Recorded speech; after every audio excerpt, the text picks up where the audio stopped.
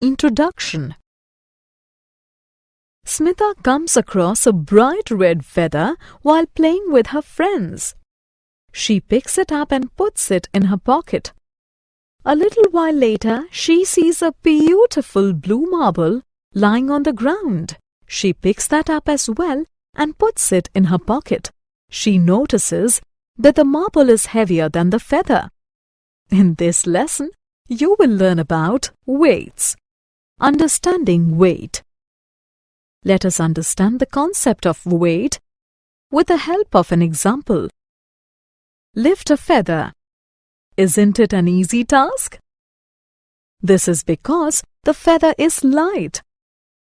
Now try lifting a brick. Do you find the task difficult? This is because the brick is heavy. Comparing weights. A heavier object has more weight than a lighter object. Let us understand it with the help of an example. Fill a glass with water. Fill a mug with water.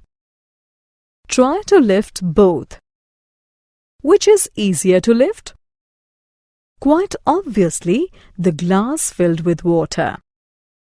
It is lighter than the mug filled with water. Therefore, we can say that objects that are easy to lift are lighter than objects that are difficult to lift. Comparison using balance.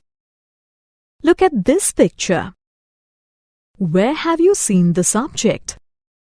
Yes, in shops. It is called a balance. It is used to measure weights. An apple seller weighs apples by placing the apples on one side and the weights on the other side of the balance. The balance can also be used to compare weights. Let us see how.